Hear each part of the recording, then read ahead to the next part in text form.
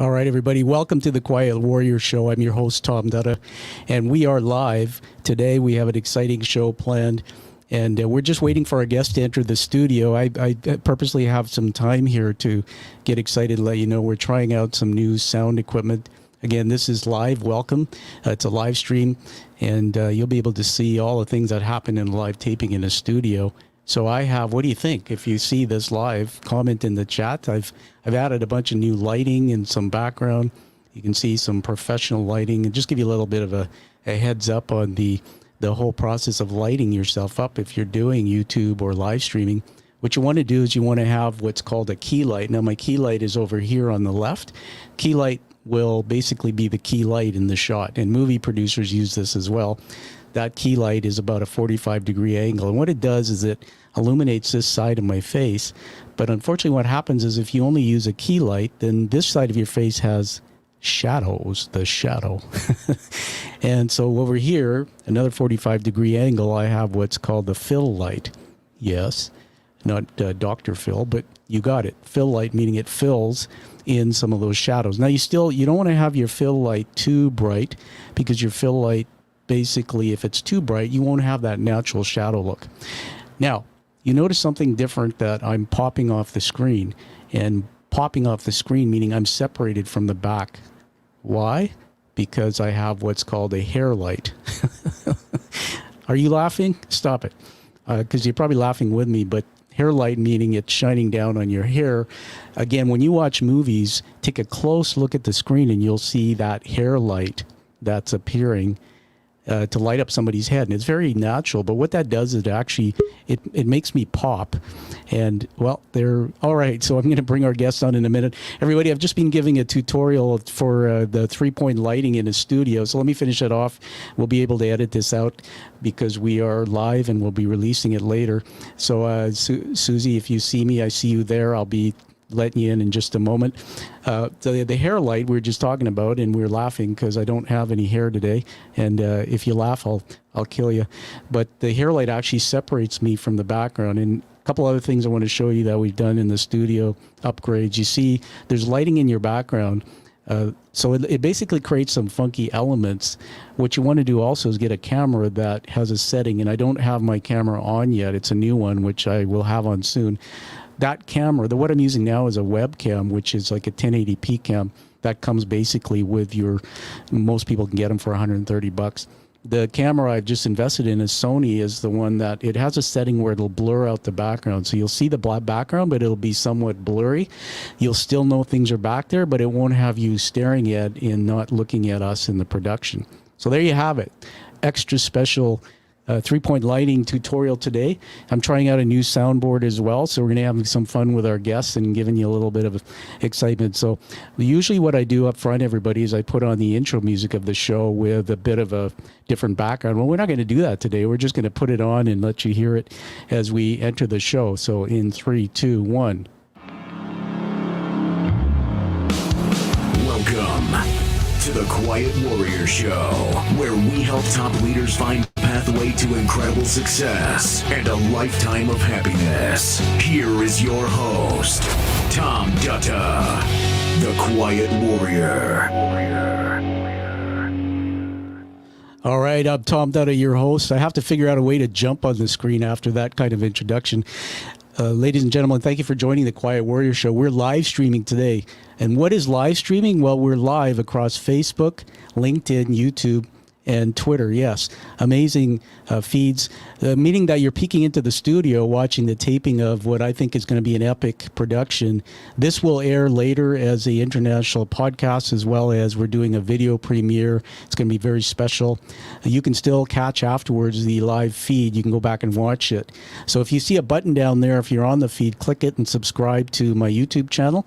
That allows us to do more of these. It also allows YouTube to show this interview, and that'll honor the guest's work that we have here. So everybody, without further ado, I'm going to bring on to the screen, well, here she is, Suzie NEWELL. Suzie, welcome. Hi. It's good to hear you. How are you? I'm good. All right. Thank you. Yeah, one of the blessings of being live is we get to edit out later. So it's just great to have you here, and everybody. While you're on there, Suzie, Suzie, it's Suzie, right? I'm just going to call you. Yeah. I'm going to tell everybody a little bit about you. I usually do this up front before you come on. So if you can just look like natural and be yourself, because it's okay. All right. So everybody, she has a doctorate specializing in coping mechanisms. Her work as a nurse anesthesiologist on obstetric units in the epicenter of the opioid crisis exposed her to the day-to-day roadblocks people face, not only those with substance use disorder. And her own journey began with a degree in political science working in social justice. While in Guatemala during the 500 Years of Resistance campaign, she met a woman who inspired her to return to school and ultimately work in anesthesia. And then, Suzie, one more thing I want to do here, because everybody, you know, this is about the hero's journey. So when I get that kind of stuff, I go, okay, right. What's the real story behind the story? And I always ask the guest, okay, what were the setbacks? What were the challenges? And remarkably, Suzie wrote me a few things. Well, it actually was like a page and a half, and it's just amazing. I'm going to read a couple paragraphs from it because this is really what this show is all about. In January 2017, I received the middle of the night phone call from my niece, Shannon, who was 5 months pregnant with my sister's first grandchild. I knew when I answered the phone that Kathy had overdosed. My sister, who had the accident, never stopped battling her resulting addiction to narcotics. I went home for the funeral. An appropriately Irish drinking affair. I looked around, and only my brother and I were sober. My first day back to work, though, I placed epidurals in 3 active heroin users. I came back to my call room and I cried. Why do some people get better? What do we do differently? I thought about my own journey and the differences between my brother and my sisters. I knew I had to do something. I started a group for women and mothers with substance use disorder in the hospital. I returned to university to finish my doctorate, focusing on coping mechanisms for women. I honed in on the neuroscience behind those coping mechanisms, and I saw clearly how my inadvertent affinity for a slightly hippie lifestyle saved me. How the concepts of mind, body, and spirit create the endorphins and dopamine we need to cope. Oh my goodness. Welcome to the show, Suzie NEWELL, and I know we wanted to get a little bit of emotion going there, but one of the things I love about your work, Suzie, and we'll talk about something you've done with a book here, is that you brought in this thing called neuroscience, which to me is phenomenal because very few people out there are teaching through the lens of neuroscience. And so let me turn it back to you now. First of all, where are you coming in from? Where are you living right now? So I live in Ohio. I work in Pennsylvania. I was born and raised in Minnesota and my summer in Chicago. So I'm like West. Well, that's, it's funny because we have threads we're all connected by. So let's see, Pennsylvania, I have a friend who played football in the Canadian Football League who actually is from there. Ohio is where one of my fellow authors is, and we're working on a movie project with a movie company down there. So I feel like I already know you. I'm in Vancouver, British Columbia, Canada. So let's get into the story. And because we are live, I just wanted to check a bit of on an AV thing here with you. Your voice is a little bit, what microphone are you using? I thought it was Ness. You can echo. Yeah, there's a bit of an echo, but it's actually breaking up. I'm wondering if you're on Bluetooth or if... I am on Bluetooth. Check it out. No, I just... So your microphone is what? Let's check it.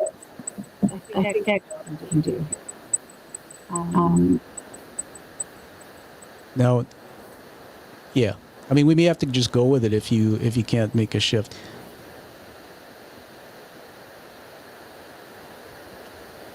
So everybody, we're live streaming here, and what you're seeing is this is what happens in studio. We have technicians and people around, but when you're doing a podcast radio show as a host solo with your guests, you're it. So we have some fun here. This is going to be edited. So give me a test there with your sound. How is this? Wait, hold on. I think this is better. Yeah, I think it is better. So let's just keep rolling, and we'll go with that. All right, in 3, 2, 1, here we go again. So Suzie, you're coming at us from that part of the world, and welcome. Listen, your story is fascinating to me, but it's the hero's journey. It's really, take us back before we get to what I want to introduce, the book that you've written. Take us back into that early part of your life.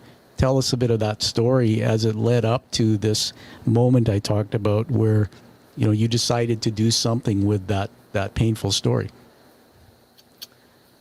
So my own life, it started when I was 16. And I'm sorry that was still happening. That's okay. Okay. If you want to put, if you think you need to put the buds back in, go ahead, because we are getting feedback from your other mic, or from probably my voice. Let's see if that works. Okay. Yeah, let's just go with it. Let's go with it. All right, so we'll just start over again. Okay. So when I was young, my father was 16, and when I was sick, and in between there was really fell apart.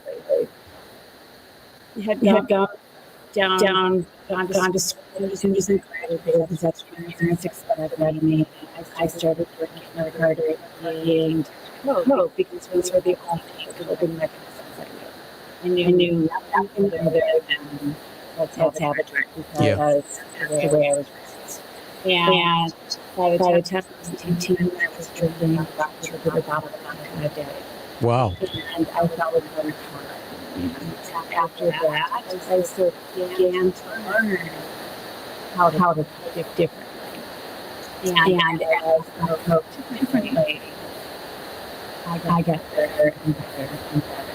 And after my mother had died, and I was a child, I did all the things.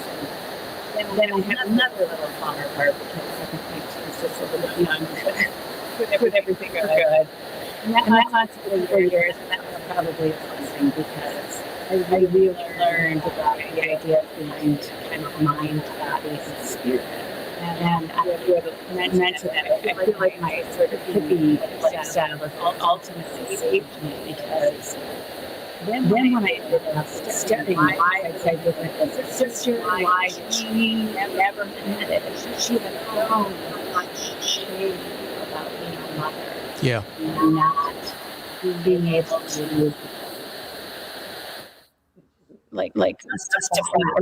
admit there was that. And as a result, just never being honest, and then she brought up. And so for me, when I started learning about the endorphins, the dopamine, cortisol, and all involved regulating foods, I realized it's just my body. It's Yeah, if I can just jump in there, first of all, thank you so much. I honor your story, and I've looked a lot into the background of your story, and everybody. I think I'm connected at a soul level in a few things in your story. So I want to first of all say I love what you're saying. I want to show you a picture of something. Just let me see if I can get the different view here. Well, actually, I'm going to just turn around for a minute and grab something. Hold on. Mm-hmm. This is the first time I get to show this. That is actually a medical grade, real replica of the brain. I mean, it comes apart, but when you start talking about brain and dopamine things, I'm going like, yeah, I get it. But here's the thing, and I know that you looked into a bit of my backstory through my TED Talk. I fell in a bathtub and literally cracked my head and almost lost my life, and it forced me into this area of studying the brain. And I'm fascinated by it. And one of the things I learned from the book you read is about dopamine. And I learned this, and you can riff on it back with me, but I learned about dopamine is the brain releases dopamine in anticipation of reward, not when the reward comes. And so throughout my life, especially from a broken childhood where it was fairly traumatic for me, I learned to find different things that I hooked onto to create this dopamine. And some of those things I wasn't very proud of, but one of them was workaholism. My dad was a chronic alcoholic who passed away a few years ago, and he was dry for 22 years, Suzie. But I never became an alcoholic, but I know that many times, especially when I became a more senior executive in my career, I lifted a bottle of wine far too many times for the wrong reason. And so I was forced to learn all about this. That's why I love your story. So let's get back into it. There you were, and so it seems like in the hero's journey, you hit the wall with so much pain, and you said, "Why?" You're trying to figure out why are people different, and I believe you started education on that, your doctorate, and learning about neuroscience. So this would be a perfect time to hold up your book. So do you have the physical book with you there? I did. All right. As you're grabbing it, I'm just going to talk to everybody for a minute. So we're going to just full screen me, everyone. So everyone, what I'm showing you here while we're waiting for Suzie to come back with something special, that's a picture of the brain. And what's really funky about it is Suzie's back, so we're going to put her back on the screen with me. We'll get to your book in a minute, but you see this, everybody, this is phenomenal. You see this thing here? It's called the brain stem. Connects to your spinal cord. This is about a 10-pound bowling ball. So, I used to say to my kids, Suzie, like, don't do your homework and lean your head down like this, and chiropractors get mad at you and say alignment. Well, all that's holding this thing up is that neck and the spinal cord. So, maybe that's a teaching moment as well. Let's be smarter with our posture. But Suzie, I want to acknowledge that you've written a book. I've about halfway into it, and there it is. I'm going to full screen you, so hang tough. All right. Amazing. The Path. Wow. Just read the title out to us. The Path 365, Direction to Lady and Mother, Witches and Others. Okay. What a beautiful book. So tell us about the title, because I kind of chuckled when I heard Mothers, Witches, and Others. What's behind the title? Well, there's several things behind it. I'm teaching people of COVID, and we had a lot of suicide work, performance people out of work, and they helped me decide I had a terrible title to that. And it was the Crone Wisdom, and I let me know. That is not going to work. Stupid. I'm just I really be strong. Yeah. I'm always in touch with my husband and kind of Irish history. So they taught me into something much more direct. What is just my daughter was very great. What is it you doing? Said I'm doing daily meditation. And so we don't need this happens in the journey of the thing. So it evolved. And then the daily direction for ladies and others, witches and others, was initially a different and we all decided that we were sure who the audience was. We should probably stay less swear word. And so now I'm mad to look at things differently. So. It's a fabulous book. So we'll get you to a couple more times as we move towards the later part to hold it up. Everybody, one of the things I want to encourage you to do is get the book, but also authors are only known, and I'm an author too, if we read it, and post a review on Amazon, goodreads.com, a couple options, because that tells people there's something good about the book, and it gets the attention for others to get this great story out there. Ask you a question. Why did you write the book? Well, COVID, and I've been with all this, working with men, and finished my doctorate, and I was really ashamed. And it was really kind of blew my head how hard COVID is on everybody. The emotional baggage just being wrapped, and I triggered a lot of people in place that work, and I heard these very different tales of how people were struggling, and was sitting around. I said, I wish it was the daily for everything, not just the substance disorder. It's use disorder. Like if you're a Christian, you get a direction. There's also diagnostic daily direction, but stuff is good for everyone. And my college people were like, I wonder who wrote that book. It's like, who has a coping mechanism for writing all the time? And I do it with coping mechanisms. And so it's actually really easy once I decided to write it because I had done all the and here are a couple of places I stretched a little bit because I'm going to do this one. But both of them flowed really easily that have been running out of stuff for it's fantastic, and the fascinating thing for me that I'm really interested in personally is the thing about the brain itself. And I started doing some research on my own even before I met you about, because I've been, here's the thing, I was searching all my life, Suzie, for why, I've part of a project I'm working on. I mentioned a movie project. I talk about wolves that are eating in our heads. So if you picture someone like me and people you've met and yourself, we go out in life, we're successful on the outside, but we have these wolves or voices eating in our heads. And I never really understood, so I blame myself as far back from my childhood, about I'm seeing people out there, but they're not appearing what they really are in the circumstances I have. My brain's telling me something different, a different story.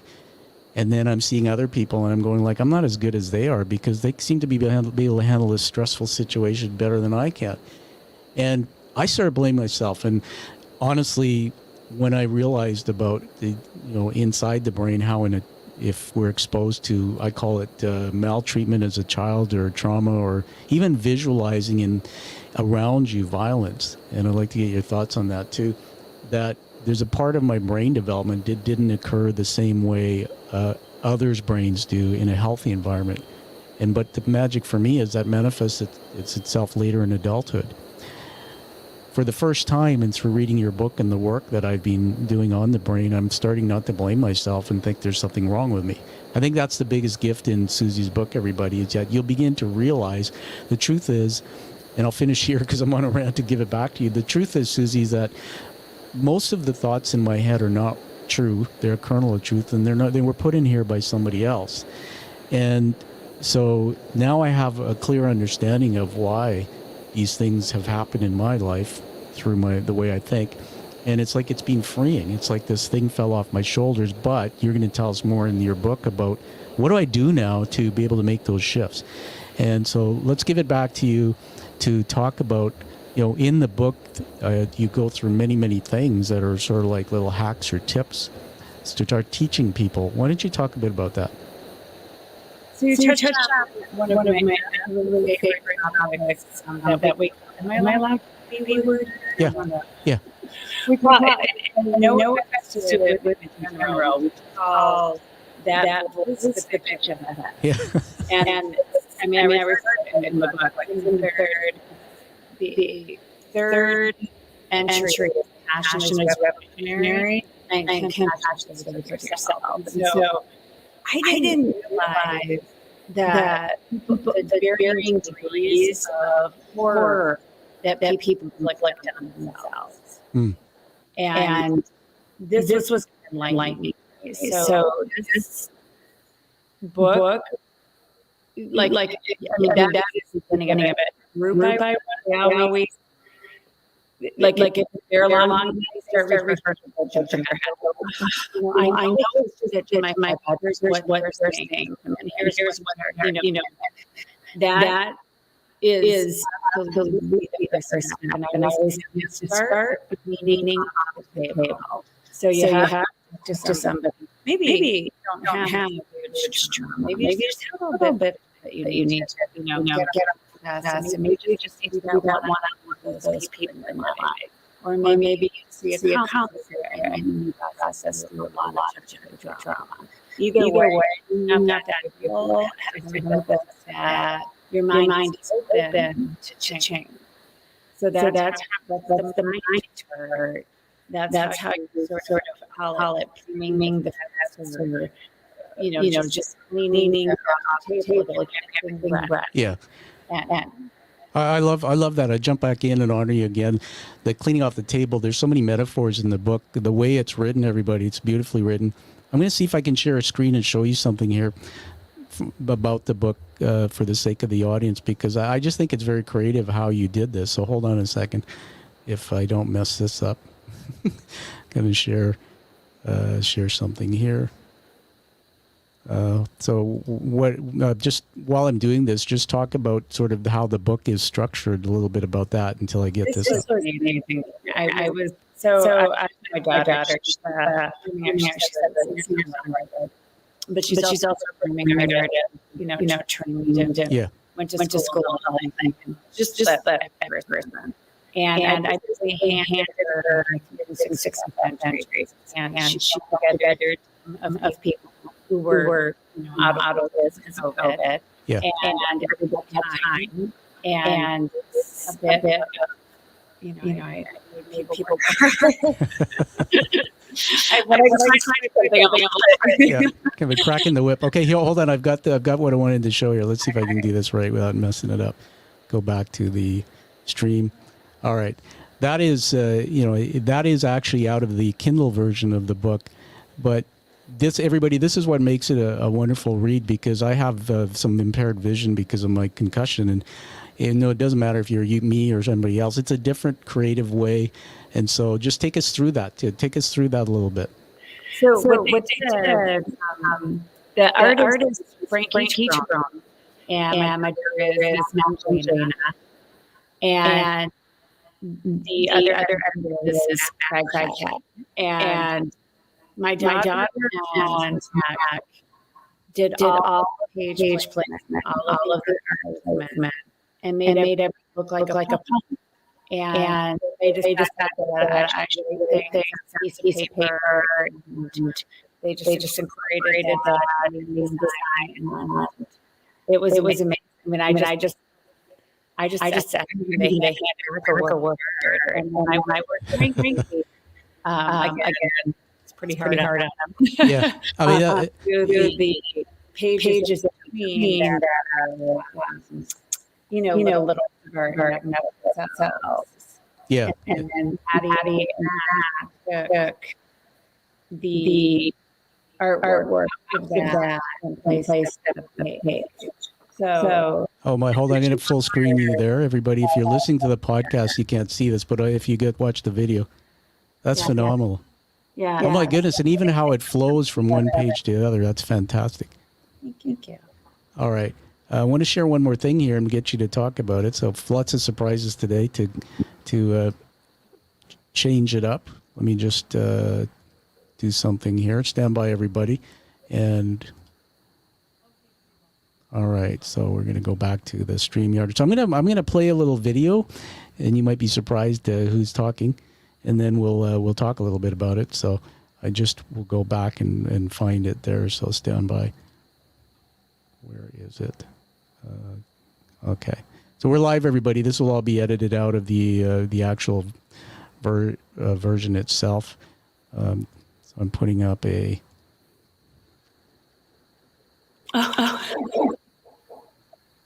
All right, so we're going to watch this because one of my favorite things about the book is it capitalizes on key words or topics, and this one, well, you'll hear it, and then we'll get Suzie to talk about it. So let me just go back and start it. All right, hang tough. This struck me really hard at an impressionable age, and I made it my own personal mantra. And I think that this is the reason that I've been able to overcome so many fears. So why is that? What is it about fear?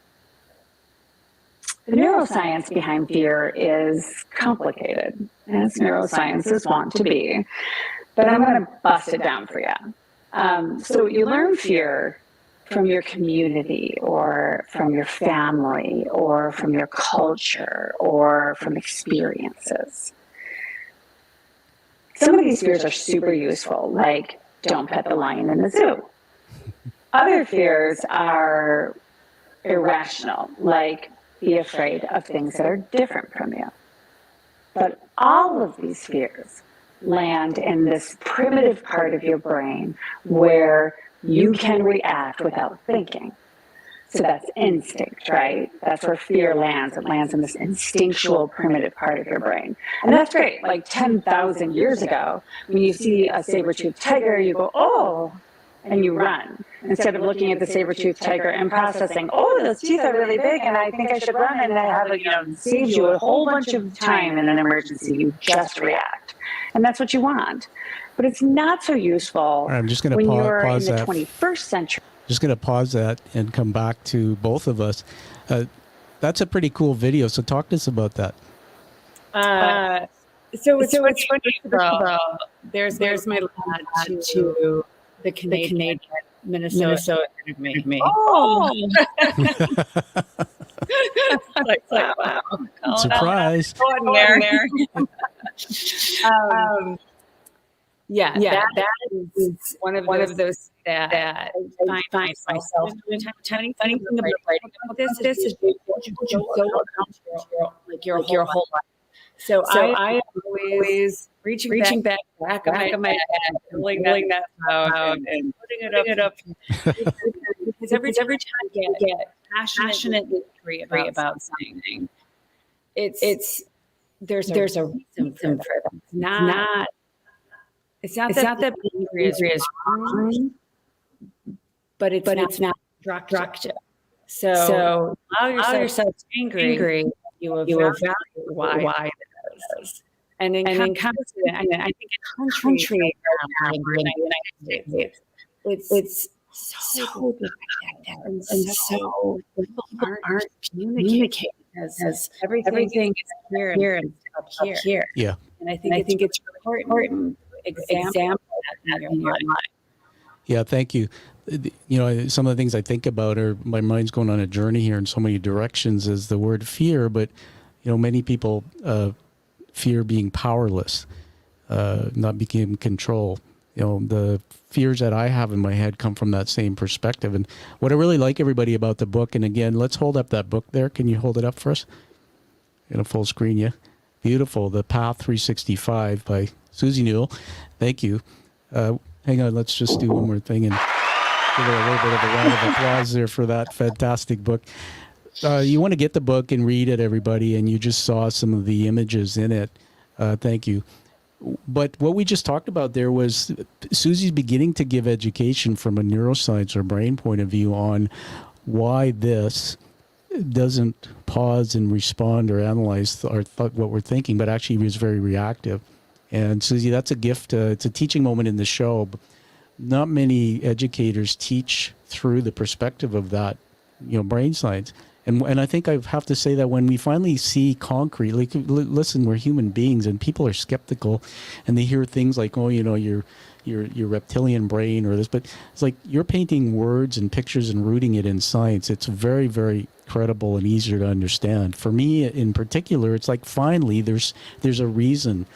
And so going back to that, when I was developing my own understanding, Suzie, I was having trouble with that as well, because I would have a thought, I would be triggered, have a thought, and then a certain emotion would come up, and then I'd go to this behavior very quickly based on what the thought was. But when I learned from your book, what you taught, and through my own experience, that we have this God-given gift in our brain to pause, to find the pause, and then just step back from the thought and reflect on it. And all of a sudden we start finding things that may be either validated or invalidated. I mean, it can change your whole life. So really, really love that part of what you've done with the book. Let's go forward into the story. So now that you have the book, and talk about the doctorate. Where did you do your PhD? It's a doctorate. It's at University of Cincinnati. And what had happened is another sister, right? A weird job. And there was another one who was a Sierra just in that area, who also working with women with substance disorder. So I called her, and she was working at the University of Cincinnati, and I her this great conversation. I'm going to come down here. I'm going to write a of recommendation for you to your DM. And I have dating that probably for I don't know, 10 years. Wow. And one day, okay, I go to university for that meeting. And this is like the, yeah. She really went through that too. So I'm really grateful to her. Well, that's fantastic. And so, everybody, I want to just talk a bit about that from my own point of view. And that PhD, you hear a lot about people who have doctorates or PhDs. What you just heard Suzie say, and correct me if I'm wrong, but this is a lady who was, for 10 years, a decade, she was doing work, she was learning, and actually did, I always like to say, stumbled on sometimes as a unintended consequence of your work. What I really like about this and why we need to have people connect with you and get to your work is this is not something that Suzie just created yesterday or through this. She's been teaching and learning on her own through her own path. And it culminated in somebody discovering that, hey, you know what? You should turn this into something that maybe brings it into that world of credible science, published papers, published whatever. So congratulations on that. Let me ask you when you're done with this in the world, all your work and what your mission is, what do you want the world to look like? Take your time on that one. I would love everyone to have a great. I would love help this system to have a good understanding of neuroscience and mental health, brain fit, and I mean, so we don't teach medicine. In fact, interesting medicine. If you a resident, he says no evidence, and he's heard about evidence. Whoa, there's a lot of evidence. Yeah, it's just not in different places, and it is hard to find sensitive. Hey, let's grab dopamine levels on these people. And I'd love to study this eventually. My next I mean, what I want the world is to do. I really like to see a health system that doesn't sound profit and focus on pills, that focuses on mental health as the same as like drug fix or diabetes, where we include months of brain have. We measure dopamine levels and cortisol levels and norepinephrine levels, how we're responding to stress and life. And then you do images to see how many receptors we get. That's practice. And that with brain therapy. Yeah. If we treat mental the way we treat other diseases, like in diabetes, family teach them about nutrition. They, here we even have like, support for keeping supplies, but in health, like specific. If you're it's a stigma, right? If you're lucky, there's help. I mean, a lot of places don't even have help. And the kind they have is pill, sugar, home. Wow. So many teaching moments in that, and thank you. And so whenever the word mental health comes up, you get me on my rant, and so I'm going to talk a little bit. Everybody knows. So here it is again, by the way, the brain. And I love what Suzie is saying, because if we could actually start educating people from a point of view of the brain, and I believe that through some of that is we can get into the threads of mental health. I'll just say it this way. In my world, I'm an educator, but most people know that in 2018 I had a brain injury, so I'm still recovering. And I have some vision impairment, things like that, which really you wouldn't know unless I told you. I stood before a group of 15 business people a couple months ago, and I created this new mini 2-hour thing, call it a workshop. And I started off by saying, okay, everybody, we're going to talk about body, mind, and soul today. Give yourself a rating 1 out of 10 on the health of your body. So, and they're all crusty construction guys. Like there's one woman in the room, so they're all writing down like hesitantly. I said, great. So give yourself a rating on a scale of 1 to 10, the health of your brain.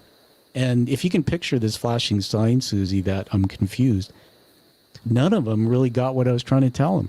By the time we finished, and we were talking about some of the things in your book, these guys were saying things like, if I'd learned this 20 years ago, or, I didn't realize, and I kind of said, I held his brain up. I said, this is one of the most important organs in the body. So what do you do to look after it? And everybody, what Suzie's telling us is it's rooted in many other things: care of your mental health, care of your brain, understanding how your thoughts work, understanding how you can change and pause and reflect. You heard Suzie talk about nutrition and all these other things. Suzie, when I was going through my therapy, one of the things that a doctor, like you said, they wanted to put me on medication, and I resisted it, but eventually I had to, because they scared me and said, your brain's going to shrink. But it wasn't until I went to a naturopathic physician who I've known all my life, and I believe my roots are back to Fiji, my parents from there, India, where my grandparents were, where we really were healing from the earth. And the first time I went, she gave me a naturopathic medical journal, and she said, read this on the brain. And she started giving me things like, omega-3 fatty acids, and telling me what I should do in my nutrition. I'd never heard that. And remember, you're talking to somebody who, it's almost 4 years now, who went through probably 12 specialists and doctors to try to get help for what had been damaged through my fall. So I just love you and your book. There's so much in there, but everybody needs to get this book, doesn't matter who you are, and really start learning about, through the lens of this brain science, what Suzie's teaching us. So Suzie, it was great to hear that vision of when you're done with the world, what you'd like it to be. Let's hold up that book one more time, and I'm gonna get full screen you, and just read the title out again. The Path to 65, the Direction for Late, which ladies and mothers. All right, fantastic. And now this is a perfect opportunity to let you know, and I'm going to make an announcement. This will be something that I'll weave separately into the show, because I still am reading the book about halfway through, because I'm a little slower to read right now. That I'm going to, everybody, I've written a 5-star review for Suzie's book. And so congratulations, Suzie. You'll see it posted, and a little bit of fireworks there. We're going to whoop it up with some fun. The 5-star review will be posted soon on Amazon. You'll be able to see it there. And I highly recommend you check out the book. Not only that, but you post a review so that we can get more people learning about what Suzie's writing about, in terms of using all her techniques that she's researched to really have a happier path in life. Suzie, as we move to wrapping up the show, I'd like to ask you to tell us about where people can get a hold of you and your body of work, and anything you want to leave us with. Any thoughts? Well, you had mentioned about mind, body, spirit, and mentioned your journey, and I think everything's backwards. I think your grandma, they were right there. The grandmother would have said that my mom died of a broken heart, and that bone was just a natural product of her flatness. Yeah. There's huge evidence to show that she due to her function, that that all of those things. Just we need medicine. Just and we forget that there is science that says they're true. Yeah. It's just money. Yeah. No, absolutely. I guess we are on a frontier, and I wait to get deep into society and get it in the movement. And then I am at the path365.com. I am on Instagram at the _365. I don't know what it's like that. And Facebook at 365. Twitter and TikTok. Not very good.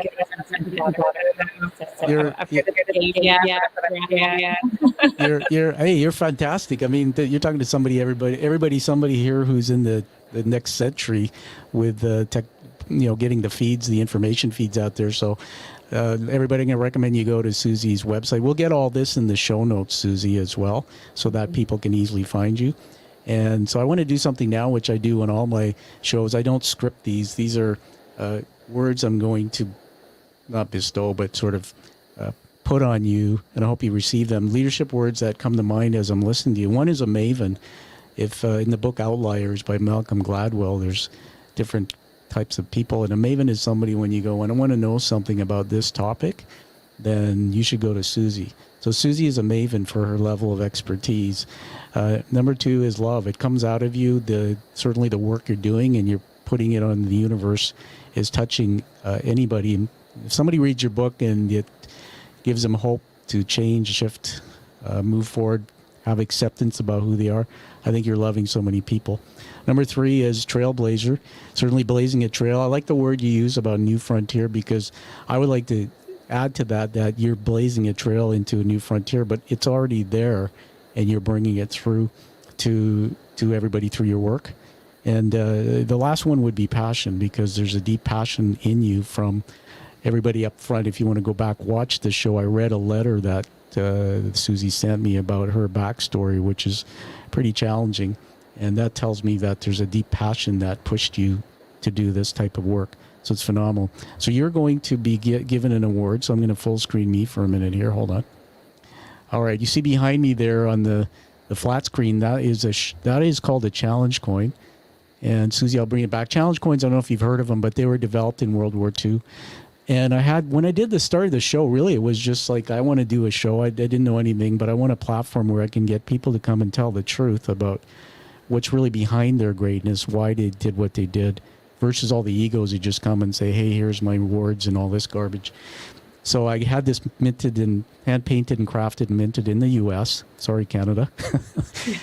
And they're beautiful coins. The front you can see it's raised letters, is the show art. But at the back is actually the illustrated outline of the hero's journey narrative by Joseph Campbell's work.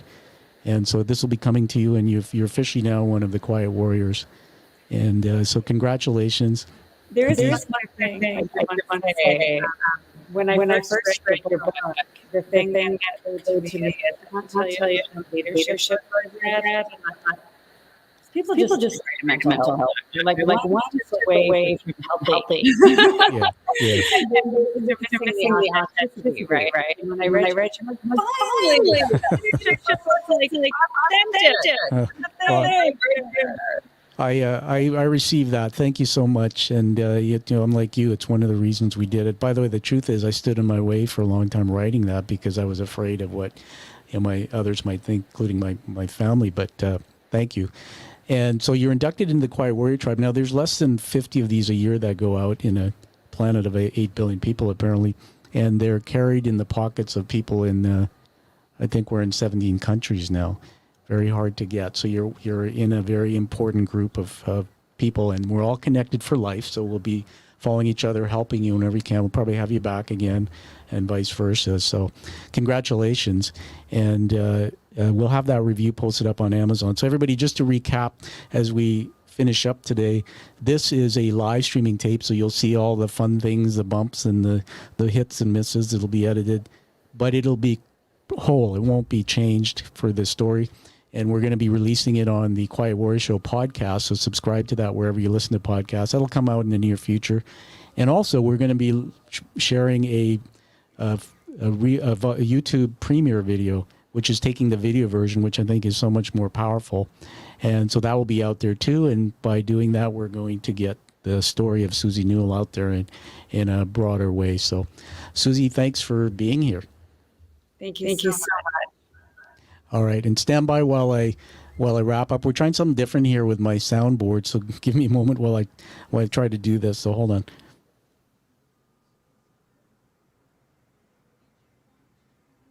All right, in 3, 2, 1, we're trying out the outro. Oh, you know what? Before I do this, you want to hear something fun?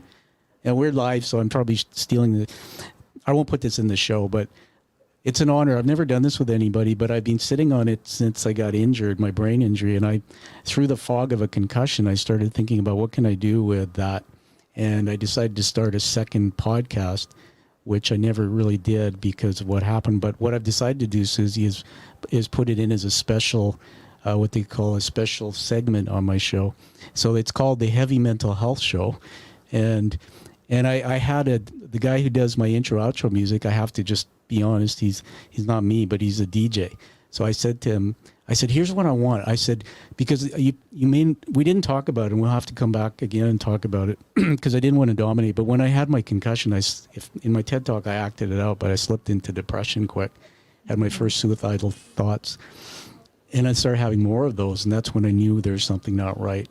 And then through avoiding psychiatry and then getting into that, I've been basically in therapy for a couple of years now, and it's totally changed me. And so I said to this guy, I said, okay, I grew up as a kid, and the genre of music is heavy metal. I like that stuff. I like country. I like everything, but there's something about heavy metal. And I said, you know what? The noise in heavy metal that's in my head when I had mental illness, it's like that. It's like everything, anxiety. And then I said, there's probably this, sometimes I just wanted to scream. And so this is what he came up with, and I want you to listen for the primal scream. So this would be the beginning of the Heavy Mental Health Show. Let's just play it. Welcome to the Heavy Mental Health Show.